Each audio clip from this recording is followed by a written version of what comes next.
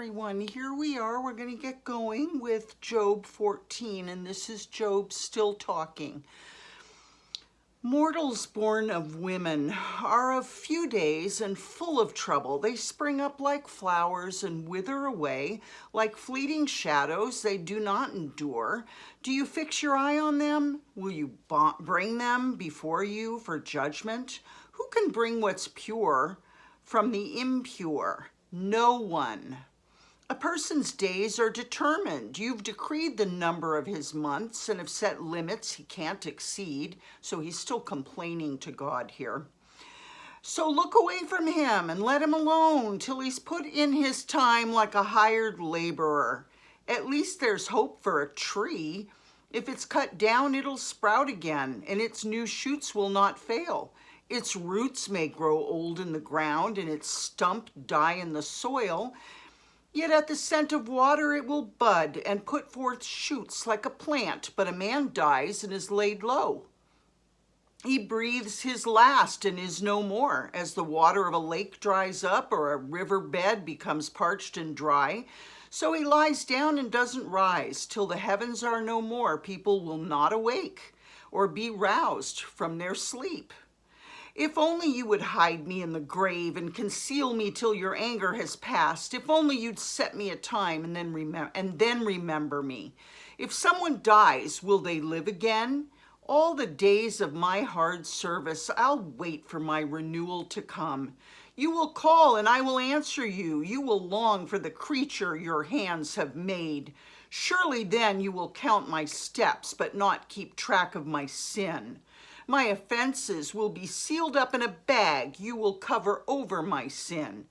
But as a mountain erodes and crumbles, and as a rock is moved from its place, as water wears away stones and torrents wash away the soil, so you destroy a person's hope. You overpower them once for all, and they're gone. You change their countenance and send them away. If their children are honored, they don't know it. If their offspring are brought low, they don't see it. They feel but the pain of their own bodies and mourn only for themselves. Then Eliphaz the Temanite replied, would a wise person answer with empty notions or fill their belly with the hot east wind? Would they argue with useless words, with speeches that have no value? But you even undermine piety, which we remember is a type of humility, and hinder devotion to God. But you even undermine piety and hinder devotion to God. Your sin prompts your mouth. You adopt the tongue of the crafty. Your own mouth condemns you, not mine. Your own lips testify against you. Are you the first man ever born? Were you brought forth before the hills? Do you listen in on God's counsel? Do you have a monopoly on wisdom? What do you know that we don't know? What insights do you have that we don't have? The gray-haired and the aged are on our side, men even older than your father. Are God's consolations not enough for you? Words spoken gently to you? Why has your heart carried you away, and why do your eyes flash? So that you vent your rage against God and pour out such words from your mouth. What are mortals that they should be pure, or those born of woman that they could be righteous? If God places no trust in his holy ones, if even the heavens are not pure in his eyes, how much less mortals who are vile and corrupt, who drink up evil like water? Listen to me and I'll explain to you. Let me tell you what I've seen, what the wise have declared, hiding nothing recovered from their ancestors, to whom alone the land was given, when no foreigners moved among them. All his days the wicked man suffers torment, the ruthless man through all the years stored up for him. Terrifying sounds fill his ears. When all seems well, marauders attack him. He despairs of escaping the realm of darkness. He's marked for the sword. He wanders about for food like a vulture. He knows the day of darkness is at hand. Distress and anguish fill him with terror. Troubles overwhelm him like a king poised to attack, because he shakes his fist at God and vaunts himself against the Almighty, defiantly charging against him with a thick, strong shield. though his face is covered with fat and his waist bulges with flesh. He'll inhabit ruined towns and houses where no one lives, houses crumbling to rubble. He'll no longer be rich, and his wealth will not endure, nor will his possessions spread over the land. He won't escape the darkness. A flame will wither his shoots, and the breath of God's mouth will carry him away. Let him not deceive himself by trusting what is worthless, for he will get nothing in return. Before his time, he will not wither, and his branches will not flourish. Before his time, he will wither, and his branches won't flourish. He'll be like a vine stopped of its unripe grapes, like an olive tree shedding its blossoms. For the company of the godless will be barren, and fire will consume the tents of those who love bribes. They conceive trouble and give birth to evil. Their womb fashions deceit. Okay, so what I'm getting from that is Eliphaz is getting a little bit tired of Job's complaining, and he's kind of rebuking him now. Okay, but we're going to see there's going to be an end to this that's going to be interesting, okay? Because, you know, losing patience with Job is also not the right thing to be doing to a hurting person, okay? So here we go. Then Job replied, I've heard many things like these. You're miserable comforters, all of you. Will your long-winded speeches never end? What ails you that you keep on arguing? I also could speak like you. If you were in my place, I could make fine speeches against you and shake my head at you. But my mouth would encourage you. Comfort from my lips would bring you relief. You know, sometimes I think that it's Job that has the most faith in God out of all four of these people. Yet if I speak, my pain is not relieved. And if I refrain, it doesn't go away. Surely, God, you've worn me out. You've devastated my entire household. You've shriveled me up, and it's become a witness. My gauntness rises up and testifies against me. God assails me and tears me in his anger and gnashes his teeth at me. My opponent fastens on me his piercing eyes. People open their mouths to jeer at me. They strike my cheek in scorn and unite together against me. God has turned me over to the ungodly and thrown me into the clutches of the wicked. All was well with me, but he shattered me. He seized me by the neck and crushed me. He's made me his target. His archers surround me without pity. He pierces my kidneys and spills my gall on the ground. Gall would be what comes out of the liver and the gallbladder and the insides.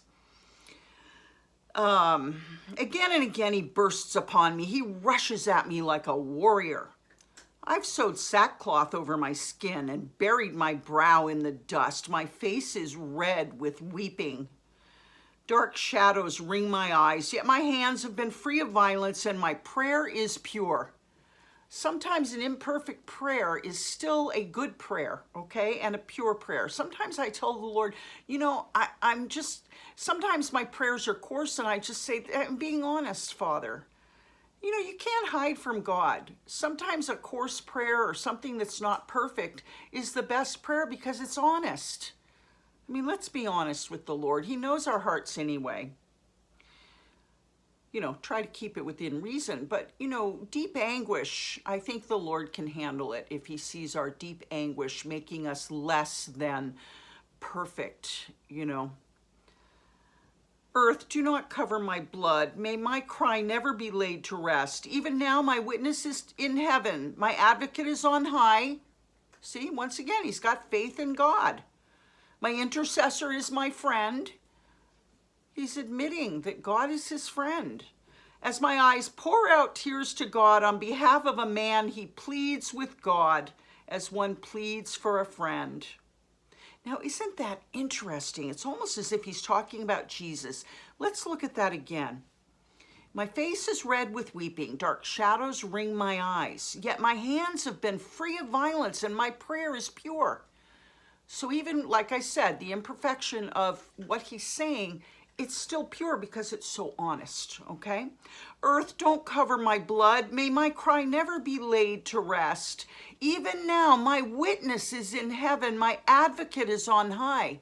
Well, we know that's Jesus. So that's very interesting because I haven't heard talk of Jesus. Okay, so my intercessor is my friend as my eyes pour out tears to God. On behalf of a man, he pleads with God as one pleads for a friend. Only a few years will pass before I take the path of no return. You know, the only thing, and I'm going to have to look this up and come back to you tomorrow with this, but actually I don't have to. I can go right now to the commentary. You know, the only thing I can think is that when you look in the Old Testament, it says Elohim is the name of God. Now, Elohim is plural, even though the Jews say there's only one God and it's Jehovah. But yet they call him Elohim, which is plural. And we know that God is 3 in 1. So could Job have some knowledge of this and say that in his heart, could he be saying, somebody up there is praying for me? So let's look at this. This is Job chapter 16. Let's go to the commentary really quick. And let's see what these verses are saying, because that's very interesting. All right, enduring word. Here we go. And let's go down to the end, because these are the last verses. And it says here, all right. My friends scorn me. My eyes pour out tears to God. Oh, that one might plead for a man with God as a man pleads for his neighbor.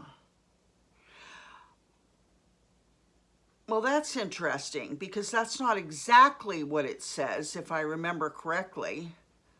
It says, earth do not, even now my witness is in heaven, my advocate is on high, my intercessor is my friend. It's saying here, Job here recognized that what he needed was a true advocate in heaven, someone to plead his case before God. Job anticipated the need that would be fulfilled in Jesus Christ. Okay, so he's actually prophesying to us, and he probably doesn't know it. Job anticipated the need that would be fulfilled in Jesus Christ, who's both our mediator and our advocate in heaven before God the Father. Job knew that he needed a mediator, someone to bridge the gap between himself and a holy, great God. Job also knew by faith that such a person existed and could be trusted. And this is what I was just saying. You know, he must have known that there was a plurality in God, a Godhead of sorts, and that there was someone there that would plead his case for him. This made Job a believer in Jesus before Jesus ever walked the earth. He had faith in God's Messiah to come. Okay. In anticipation of the Messiah, Job essentially had said, Christ, who is God and man, will plead my cause with his Father. All right. This reminds us that although the comfort of faith in God's unseen hand and plan was available to Job, it is even more available to us in light of the finished work of Jesus Christ and his exaltation to the right hand of God the Father in heaven. Then it says, the last verse, the last statement was, when a few years are finished, I shall go the way of no return, meaning he's going to die. And it says, Job would not live long enough to see his longing fulfilled in Jesus Christ, yet he would be eventually comforted by the anticipation of that fulfillment. Wow. And then it says here, perhaps it's enough to find here another expression of the thought that a man's short lifespan does not give enough time to solve the problems of life. With increasing clarity, Job is seeing that satisfactory answers might be gained only when he has more direct dealings with God after death. In other words, he'll resolve it when he meets with God. And so he says, for when a few years are finished, I shall go the way of no return. So do you understand that? I think you do.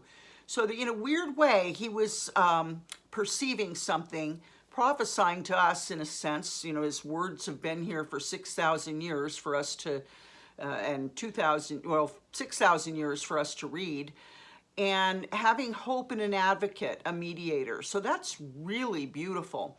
I love you very much. I'll see you tomorrow. We'll pick it up with Job 17.